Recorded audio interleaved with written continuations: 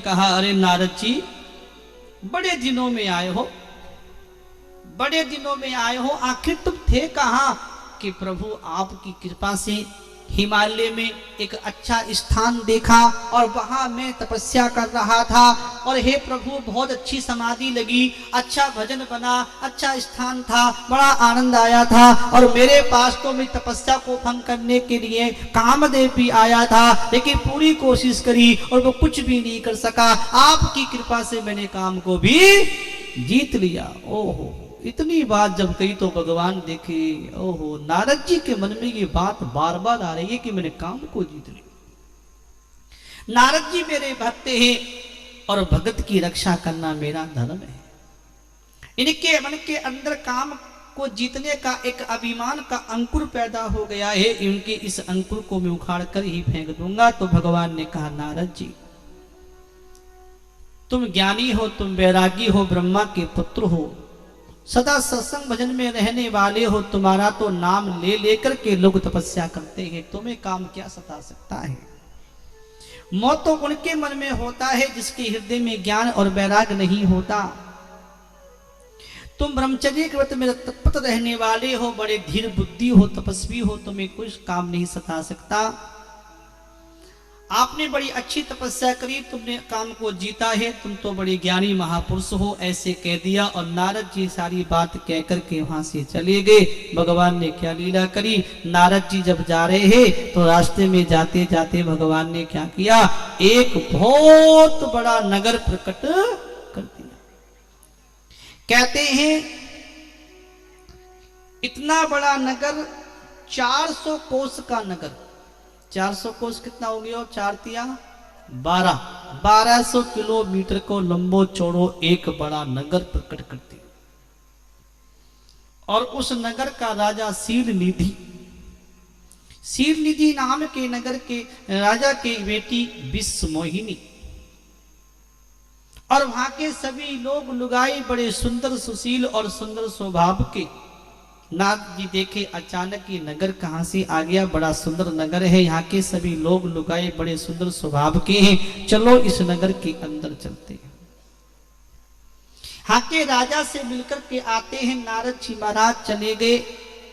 शीलनिधि नाम के राजा जल्दी से दौड़े दौड़े आए और राजा ने आकर के नारद जी का स्वागत किया, आसन पर बैठाया, चरणों को धोया, चरना मत चारों ओर छिड़क दिया। समझ में आ रही है कि नहीं बात? भगवान जाने आ रही है कि नहीं आ रही थी, जानो मैं तो बोल ही जाऊं।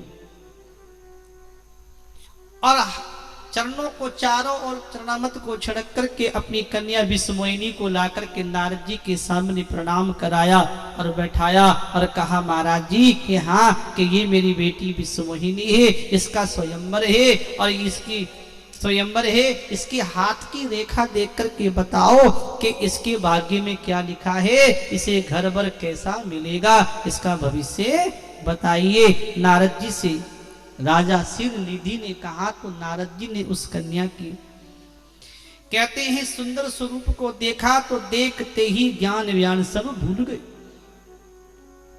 कहा तो कह रहे थे कि मैंने काम को जीत लिया, लेकिन विश्वमोहिनी के स्वरूप को देखते ही नारद जी महाराज ज्ञान और वैराग से भूल कर के मन में विचार आया, ये कन्या कितनी सुंदर है और अगर इसके साथ विवाह हो जाए तो कितना बढ़िया है, ये स्वयंवर रच रही है। और विचार करके विचार करते विचार कर लिया कि हम इसके साथ विवाह कर लें तो अच्छा ही है। विश्वमोहिनी की उस मोहिती में आकर के फंस गए और उसके हाथ को जब देख रहे हैं नारद जी तो देखो माया का कैसा असर हुआ कि कन्या के हाथ में लिखा तो कुछ और था और दिखाई दे रहा है कुछ और है। भगवान की कैसी माया का पर्दा उनके ऊपर पड़ गया। कहते हैं क्या लिखा था, कन्या के हाथ में ये लिखा था रेखा में कि जो अजर अमर होगा, जिसकी पूजा सारा जगत करेगा, जो अजर अमर होगा, जिसकी पूजा सारा संसार करता होगा, वो इसका पति होगा। और इन्होंने क्या देखा, उल्टा कैसे दिख रहा है कि जो इसके साथ शादी कर लेगा वो अजर अमर हो जाएगा, दुनिया उसकी पूजा करेगी। नारद जी के मन में आई अपनी कर लेते तो अजर अमर हो जाएंगे और पूजा दुनिया में हमारी भी खूब मान सम्मान हो जाएगा और हम भी बढ़िया भगवान के पद पे आ जाएंगे। लेकिन ये कन्या तो उसी के गले में वरमाला डालेगी जो बहुत सुंदर होगा। अब हम तो भी ठहरे बाबा जी, हम तो इतने सुंदर है नहीं, हमारे गले में तो वरमाला डाल सके कौन। अब सबसे सुंदर दुनिया में कौन है? सबसे सुंदर दुनिया में तो महाराज भगवान विष्णु ही हैं। विष्णु से बढ़कर दुनिया में सुंदर कोई नहीं है। अगर भगवान श्री हरि का रूप मेरे को मिल जाए तो ये कन्या मेरे गले में वरमाला जरूर डालेगी। नारद जी ने अपनी ओर से बातें बना करके और समझा दिया और वहां से चले गए और दौड़े दौड़े विचार किया कि भगवान विष्णु के पास जाऊं, उनसे उनका रूप मांगू। लेकिन अब जब तक मैं भगवान विष्णु के वैकुंठ में जाऊंगा तब तक तो लेट हो जाएगी, तो स्वयंवर ही पूरा हो जाएगा, घाटो हो जाएगा, अपना बहुत बड़ो घाटो हो जाएगा। और भगवान तो सब जगह व्यापक हैं, कण कण में समाये हैं, जर्रे जर्रे में समाये हैं। भगवान तो हरि है, सब जगह व्यापक है। ऐसा करते हैं उस भगवान परमात्मा हरि को यही पुकार लेते हैं, वो तो यही प्रकट हो सकते हैं। नारद जी ने क्या किया, भगवान को पुकारा, भगवान की प्रार्थना करी और देखते देखते भगवान श्री हरि चार भुजाधारी भगवान प्रकट हो गए। बोलो बांके बिहारी लाल की। नारद जी को देख करके भगवान ने कहा, नारद जी कैसे याद किया, क्या काम पड़ गया? कि प्रभु बहुत बड़ो काम पड़ गया। क्या समस्या बताओ? कि प्रभु आप मेरे स्वामी हो, मैं आपका दास हूं और आप सदा ही अपने भक्तों का परम हित ही करते हो। कि हाँ, बहुत बड़ा हित करता हूं, तो मेरा हित कीजिए। मैं आपसे प्रार्थना करता हूं कि आप मुझे हरि का रूप दे दीजिए, हरि रूप दे दीजिए। भगवान ने कहा बिल्कुल दे देते हैं। हरि माने भगवान को भी हरि कहते हैं और हरि माने बंदर भी हो गए, बंदर को भी हरि कहते हैं। भगवान ने कहा तथास्तु, देते हैं तुमको हरि का रूप, क्योंकि मैं वही काम करता हूं जिससे मेरे भक्त का हित हो। वैद्य होता है और उसके पास मरीज होता है और मरीज कहे कि हमारे को खटाई दे दो और चावल दे दो, तो डॉक्टर नहीं देता, डॉक्टर वही देता जिससे मरीज ठीक हो जाए।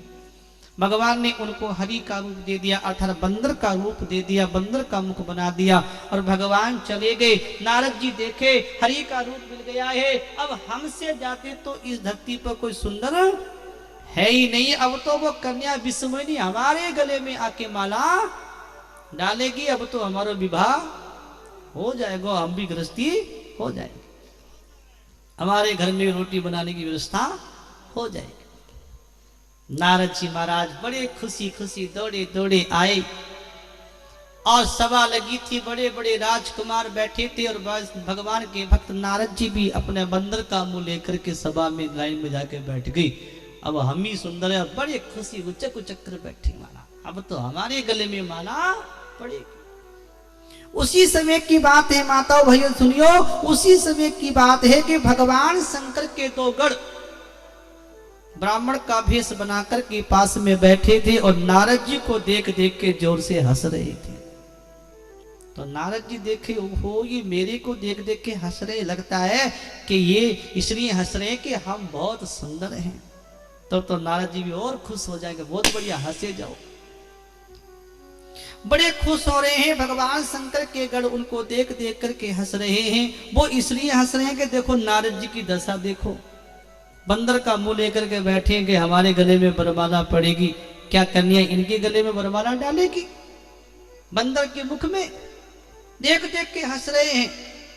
और जैसे वो कन्या हाथ में वरमाला लेकर के बाहर आई और जैसे ही नारद जी की ओर देखा, देखते ही माना आंखें लाल हो गई। अरे ये बंदर कटे से आगे बैठ गई, क्या मैं इस बंदर के गले में वरमाला डालूंगी? कन्या बड़ी दुखी हो गई। एक बात और कहने की मन में आई, कह दे कि बंदर का मुख दो ही जनों को दिखता था, उन गणों को दिखता था और उस कन्या को ही दिखता था और किसी को नहीं दिखता था। भगवान ने हंसी तो कराई, ज्यादा नहीं, थोड़ी कमी कराई। कन्या ने एक बार मुंह उठा करके देखा, दोबारा देखा ही नहीं, दूसरी ओर घूम गई। तो नारद जी देखे ये क्यों हो गया, हम इतने सुंदर और हमारी ओर नहीं देखती, लगता है धोखा हो गया होगा। कूद करके जाकर उस लाइन में बैठ गए। कन्या ने देखा, हे भगवान, ये बंदर कटे से पीछे पीछे आ गयो। अब ये इधर भी आ गया। नारद जी को देख करके कन्या इधर को घूम गई, तो नारद जी कूद के इधर आ गए। कभी इधर आ जाए, कभी इधर आ जाए, लंबा मुंह करे, हमारे गले में बरमाला डालो, हमारे गले में बरमाला डालो। कन्या देखी, हे भगवान, ये बंदर कटी से आ गई। नारद जी बड़े बेचैन हो रहे हैं कि कन्या हमारे को क्यों नहीं देखती, हमारे गले में बरमाला क्यों नहीं डालती, हम इतने सुंदर हैं फिर भी हमें देखने नहीं चाहती है, आखिर बात क्या है। कभी इधर कभी उधर हो रहे हैं, लेकिन बरमाला कन्या नहीं डालती है, बड़ी परेशान होती है। उसी समय की बात क्या हुई, भगवान श्री हरि एक राजा का, राजकुमार का रूप बनाकर आए और आकर के वहां बैठ गए। लाइन में कन्या ने देखा इतने सुंदर हैं, और आकर के कन्या ने भगवान के गले में वरमाला डाल दी। विवाह हो गया, देवता जौर से दूर जाते हैं, और भगवान ही उस कन्या को लेकर के वहां से चले गए। नारद जी पहचान गए, ये तो भगवान विष्णु ही राजकुमार का रूप बना के आए और कन्या को ले गए। अरे जो कन्या मेरे गले में वरमाला डालने वाली थी और मेरे गले में ना डलवा करके अपने डलवा लियो, भगवान के ऊपर बड़ी विष आ गई, गुस्से में आ गए, होठ फड़कने लगे, बड़े दुखी हो गए। उसी समय भगवान शंकर के गढ़ जो वहां बैठे थे, बोले, नारद जी दुखी क्यों होते हो, क्रोध क्यों करते हो, इतने परेशान क्यों हो रहे हो, पहले अपना मुंह तो देखो, तारो मुंह कैसे है। नारद जी दौड़े दौड़े पानी में झांक करके देखा तो बंदर को मुख। अब तो थोड़ा गुस्सा नहीं था, अब तो और भी चढ़ गई हो, और श्राप दे दिया दोनों गढ़ों को, तुम दोनों ने मुझे देख करके मेरी हंसी उड़ाई है, तुम दोनों के दोनों राक्षस हो जाओगे। और महाराज नारद जी को भगवान के ऊपर गुस्सा आ गया, इतना गुस्सा आया कि महाराज होठ फड़क रहे हैं, क्रोध के मारे आंखें लाल हो रही है। नारद जी कह रहे हैं, या तो प्राण दे दूंगा या सांप दे दूंगा, उन्होंने मेरी जगत में हंसी कराई है, मेरे को बड़ा दुख दिया है, मैं उनको नहीं छोड़ूंगा। अरे ये तो जगह जगह जाके लोगों के साथ ठगाई करते हैं। ऐसे बड़े गुस्से में नारद जी जा रहे थे, रास्ते में भगवान लक्ष्मी के साथ, उस कन्या के साथ भगवान प्रकट हो गए। बोलो बांके बिहारी लाल की। अब थोड़ा गुस्सा तो था, और बढ़ गया महाराज। और नारद जी ने जैसी भगवान को लक्ष्मी जी के साथ उस कन्या के साथ देखा तो गुस्सा और महाराज 7 आसमान पे चढ़ गयो। और क्या बोले, अरे तुम कैसे हो, क्रोध करके जोर से बोले। तुलसीदास जी लिख रहे हैं, नारद जी भगवान से क्या कह रहे हैं, पर संपदा सकौ नहीं देखी हो, तुम्हारे शब्द है विशेषी। सिया राम सिया राम जय जय राम, सिया राम जय जय राम। ओ मदद सिंदूर तेरी बनायो, सुरन तेरी विश्वा में करायो। सिया राम जय जय राम, सिया राम जय जय राम। ओ परम स्वतंत्र सिद्ध कर कोई, भाव ही पर तुम सोई राम। ताली सिया राम जय जय राम, सिया राम जय जय राम।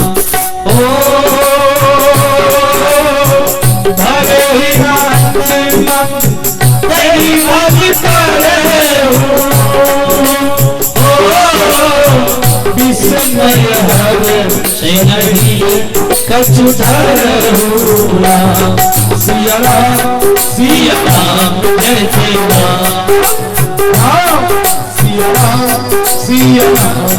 जय राम राम सिया राम सिया राम सिया राम राम सिया राम सिया राम सिया राम राम सिया राम सिया राम सिया राम राम सिया राम सिया राम सिया राम सिया राम सिया राम जय जय राम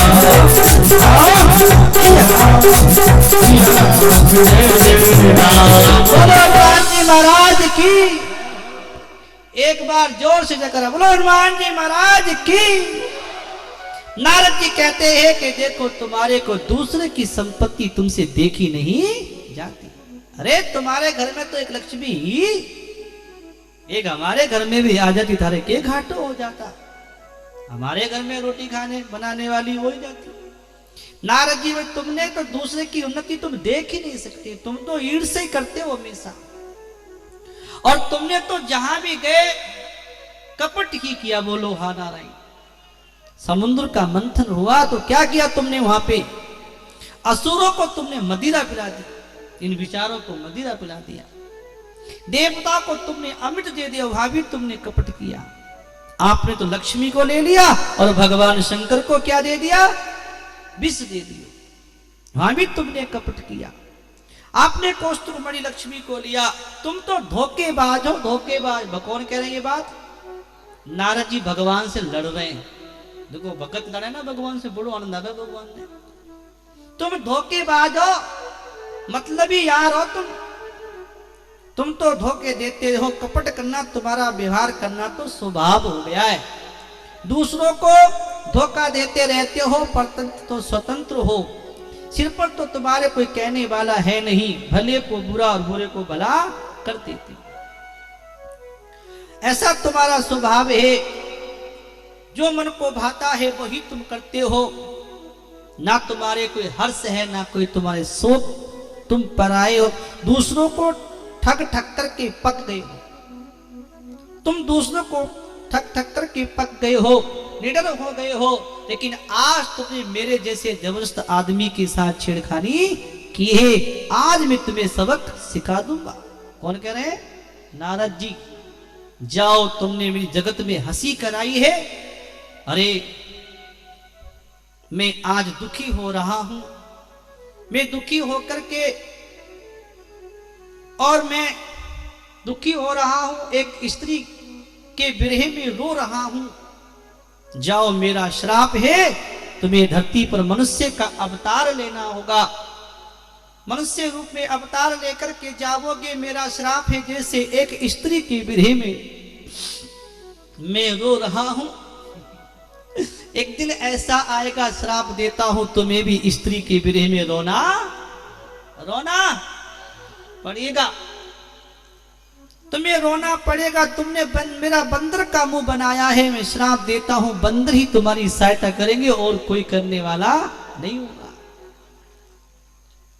मेरे को तुमने हंसी कराई है, बंदर तुम्हारी सहायता करेंगे। स्त्री के वियोग में तुम रोगे। मनुष्य का रूप लिया है तो धरती पे मनुष्य का रूप लेकर के रहोगे। ऐसे नारद जी श्राप दे दिए तो भगवान ने देखा ये तो श्राप देते जा रहे हैं, पता नहीं कितने और दे देंगे, रोके तो। क्योंकि भगवान कहते हैं मैं अपना वचन तो भूल सकता हूं, लेकिन भगत का वचन कभी भूलता नहीं हूं। मैं भगत के वचन को पूरा करता हूं। इसलिए नारद जी को भगवान ने रोकने के लिए क्या किया? अपनी लीला को बंद किया, अपनी माया को हटा दिया। और देखा तो ना तो वो लक्ष्मी है, ना वो कन्या है, ना वो नगर है, ना वो राजा है, ना विश्वमोहिनी है, कुछ भी नहीं। भक्त और भगवान दो ही वहां पर खड़े हैं, दो ही खड़े हैं। भगवान ने अपनी माया को समेटा तो नारद जी का मोह दूर हो गया। नारद जी को ज्ञान हो गया। अरे ये तो मैंने क्या कह दिया भगवान को। नारद जी भगवान के चरणों में गिर गए। प्रभु ये क्या हुआ? भगवान बड़े, तुम ही तो कह रहे थे मैंने काम को जीत लिया।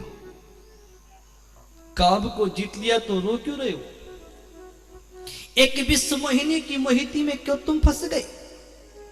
तुम ही तो कह रहे थे हमने काम को जीत लिया, और तुमने एक विश्व मोहिनी की सुंदरता को देख करके और विवाह करने की विचार कर लिया। तुम्हारे इस मोह को, इस अभिमान को तोड़ने के लिए मैंने ये सब लीला करी थी। अब तुम्हारो अभिमान दूर हो गयो कि बिल्कुल हो गयो। ठाकुर जी बहुत बढ़िया हो गयो।